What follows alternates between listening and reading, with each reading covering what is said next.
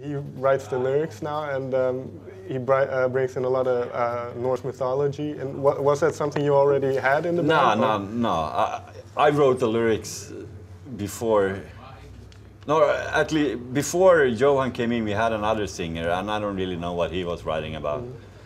But when we did not have a vocalist, I was writing, and I was just writing stupid nonsense because I'm not a writer. But yeah, when Johan came in, I think he started to write typical death metal-ish lyrics, but I guess he just didn't really feel for it, and he wanted to write about something that he really felt for, and that was the Viking thing. And I think we all welcomed the idea, and after that we all got into it. But that was not an interest for me before Johan, so it was basically because of Johan I got into it too. Okay. Well, you've been at it for quite a while. It's been 20 years. What have you learned from each other? Because it's been the same group for all this time. Yeah, I don't know. What have we learned from each other? It's a good idea to hide the beer, otherwise it's gonna be there's not gonna be any beer left. No, but seriously, wow. You mean musically or yeah, whatever? Or it could be in life as well. Is it just something you remember? I don't know. I mean, Johan Söderberg has always been the better guitar player, so he's better than me. So I guess I learned a lot from him. Okay. Scale or whatever. And what else is there? Well, then let's go do it in terms of making records. This is going to be the 9th album. Has your approach to the music changed over all those years? Of course it has. I think as a songwriter you learn for every song you write, and you listen to the song months after, then you can hear, okay, maybe I should have done this, and that's the thing you can take to the next song. Doesn't have to be the same type of song, but you can improve an idea and take the improved idea to the next song, and then you improve that idea to the next. So I mean, how to put songs together to skip like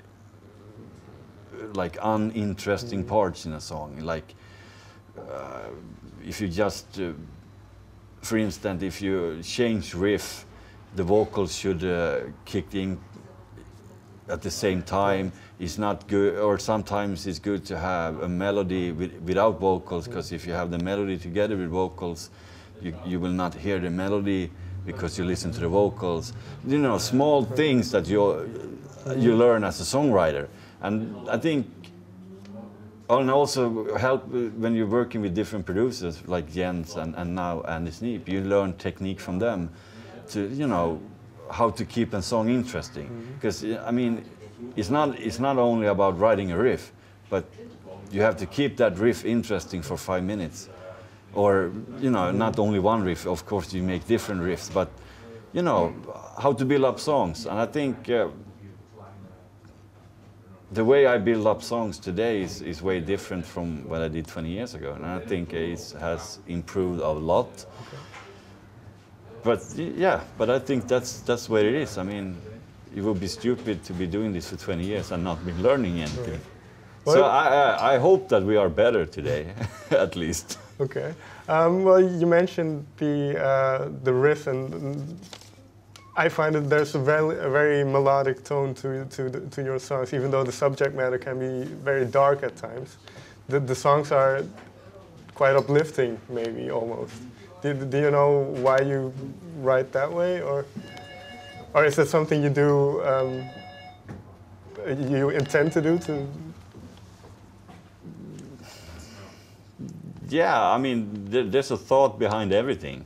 I mean, all the songs has, you know, even before I show any song to the other guys, it's been through my process of hundreds of different versions before I decide for one version to show the other guys.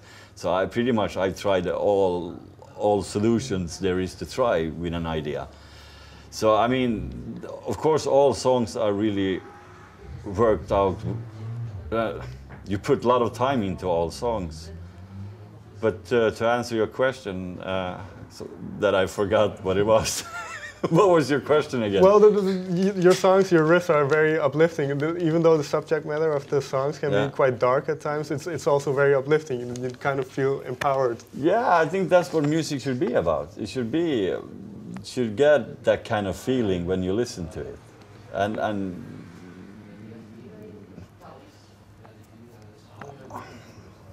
I think music should be emotional, and if that is that you get pumped up or whatever it might be.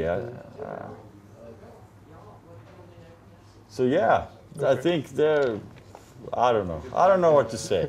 Okay. It's difficult. Well, you mentioned your new producer. Yeah. I've written down something. You said on the website, we're looking for a change. Did you find what you were looking for? Yeah. And what was it? The main thing with Jens that we wanted to change from Jens was that we thought that Jens was maybe a little too clean and too polished, the sound. I mean, we made 3 amazing albums with Jens, but we thought it was time to add a little roughness to the mix or to the sound. And after we had a meeting with Andy Sneap,